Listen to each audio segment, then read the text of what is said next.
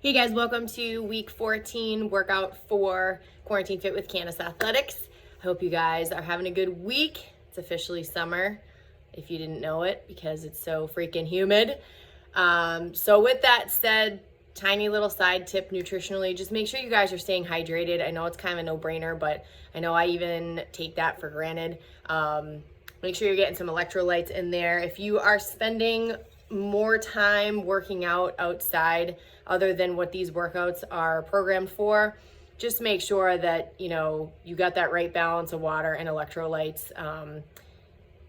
There's nothing wrong with having a Gatorade before, having a Gatorade after. Try to go with the zero sugar if you can, if you're trying to watch that stuff, but you guys really need to make sure that you reel that in. As you move forward, if we start doing outdoor classes, you're going to find that the sun and the humidity and working out outside and lifting weights can definitely creep up on you. So might as well make a good habit now. Just think of what you tell your kids when they're outside playing sports. If you have kids that play sports, drink, right? And you'll hear the coaches saying it, guys, take a sip before we do the next thing. So just make sure that you guys are staying hydrated, okay? So for today, you guys are going to have an extended mobility day as well as an active recovery day.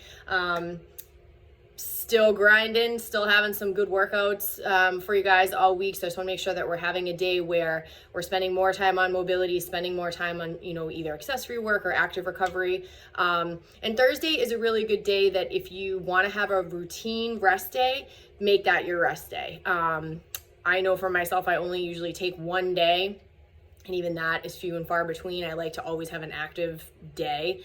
Total rest doesn't work for me.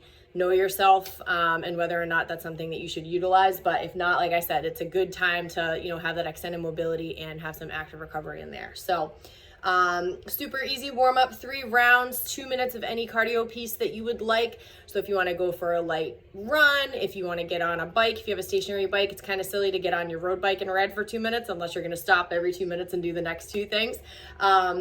But then you're going to do 10 step ups. So whatever you have to step up onto, whether it's a curb, a stair, if you actually have a box at home, and then 10 air squats. Okay. None of this needs to be rushed because it's just a warm up anyway. Oh, wow. I guess some serious gym hair going on and I haven't even gone to the gym yet. It does not need to be fast. It's not for time. It's just a warm up. And 3 rounds of it. So like I said, 2 minutes of a cardio piece, 10 step ups, and then 10 air squats, okay? Your mobility, I gotta stand my legs. Your mobility today, like I said, it's gonna be your extended mobility, so try to utilize those videos that Brian and I have put together for you. Really focusing on the upper and the lower. I know I feel like I'm repeating myself every week, but it's so super important. I'm gonna continue to drive that into you even when we get back to the gym, because I'm trying to do it myself. So how can I expect you guys to do it if I'm not doing it? So 32 minutes is what you need for the block of time. Like I always say, if you don't have 32 minutes to block off just for mobility, pick which area of your body is the most sore that you feel like needs to be worked.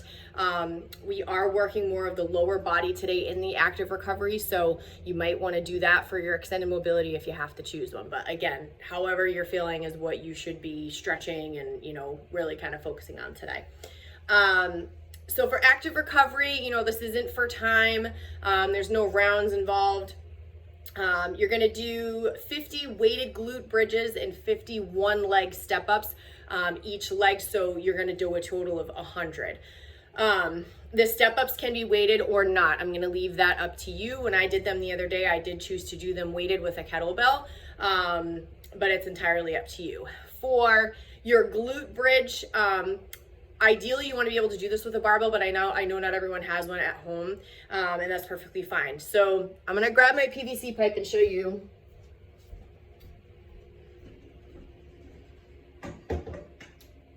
So when we're doing our glute bridges, let's see if you guys can see. You should be able to see from here. All right. So you want to be up against some sort of a surface. Oh, maybe not. Because I'm gonna hit my couch, my PVC pipe's slow. You want to be up against some sort of a surface, your back solid surface, okay? If you're using a box, make sure that the box is against the wall or a bench, because things are gonna kind of tip when you start to lift, especially if you have a lot of weight. If you're using a barbell, you want it to come across your lap It sucks because it hurts your hip bone. And then we want to have our legs bent, so we're going to scoot our butt out, and we want to use our butt to lift the weight. So this, my footrest is probably gonna move. All right, but we're gonna come up, I'm squeezing my butt, I have my weight, and I'm coming down. Resist the urge to use your quads, all right? Because I know that that's something that a lot of people have trouble with, because with your glutes, if they're not firing properly, you're gonna struggle and you're gonna try to use your quad muscles. I've had people ask me, well, how am I supposed to know if my glute's firing? I feel like I'm using my butt. So the best way to figure out whether or not your glute is firing is if you lay on the ground. I don't know if you're gonna be able to see this, okay? You lay on the ground and just try to move your butt, all right? I'm only using my butt, if you can see that. If I'm using my quad, you're gonna see my quad move, okay? I'm only using my butt. If you're not able to do that, your glute is not firing properly. So there's nothing wrong with you. You just need to do more things that will allow your glute to do that and to wake the glute muscles up. So if you have questions about that, I can help you. Because I went through a lot of that. I've had a lot of different ways to learn how to fire my glutes, because I've had hip issues, foot issues, and it all went back to my butt, which is funny. So don't ever laugh when someone's like, well, your toenail's falling off because you have a kink in your neck. Don't even laugh at that, because it's probably true. Like, there's crazy things that your body does and how everything's connected. So definitely resist the urge to use those quads on that movement, okay? If you're using dumbbells, same exact setup. Just hold the dumbbells in the place as if you were holding your barbell or whatever it is you're going to use for the weight, okay? I want you to use weight for this. This isn't going to be a choice. The step-ups, you do have a choice if you're going to hold weight or not. Tasha's going to help. You going to help, Tosh? You help? I do want you to use weight, even if it's light. I really want you to feel it in your butt. Maybe the first round you might not feel it. Second round, because you can break it up however you want. I'm not expecting you to do 50 glute bridges unbroken. Like, break it up how you want to do it. When I did it the other day, I think I did 5 at a time, because I had a heavier weight on there. So whatever you want to do, you can do like 5 glute bridges, go over and do some step ups, whatever you want to do.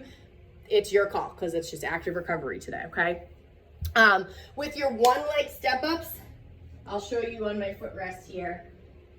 So it's your choice if you want to step all the way up and then step all the way down.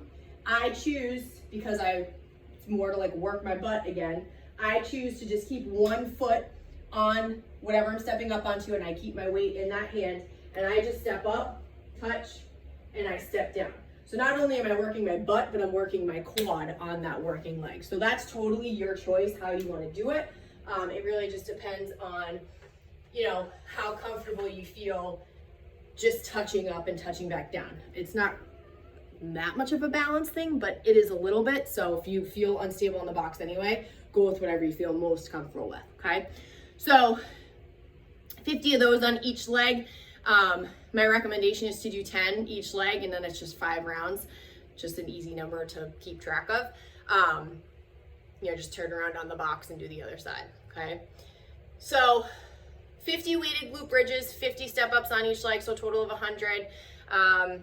And as I said, I want you to use weight for the glute bridges, but if you're feeling like I just can't do the weight today on the step-ups, or I just really don't want to, I want to make this light and just body weight, that's totally fine, okay? And then the other piece of it is just gonna be 20 minutes of cardio of your choice. So either 20 minutes of easy running, 20 cycling, whatever you wanna do, okay? But nothing crazy, because active recovery shouldn't be something that's putting you in the cardio zone. So if you're somebody that wears a Whoop, or you wear something that, kind of tracks your strain or whatever, I'm not into it. And you're trying to stay at a certain number for an active recovery day, if you know like where you're supposed to be, try to stick to that. If you're doing a run, 20 minutes should be average, like 2.5 miles. It shouldn't be that. It should be less, because it should be slower, okay? And as I said, if none of this appeals to you, or you're just not feeling any kind of movement, take a total rest day, okay? And then just be sure that, you know, you're ready to kind of get back into it on Friday. So questions or concerns, let me know. Hopefully you guys, you know, enjoy having a day like this. As I said, it's really good to kind of throw that into your routine, no matter what athletic goals you have. Having an active recovery day is huge. So I will see you guys for Tuesday's workout. I hope you have a fantastic weekend, and we'll see you soon. Bye.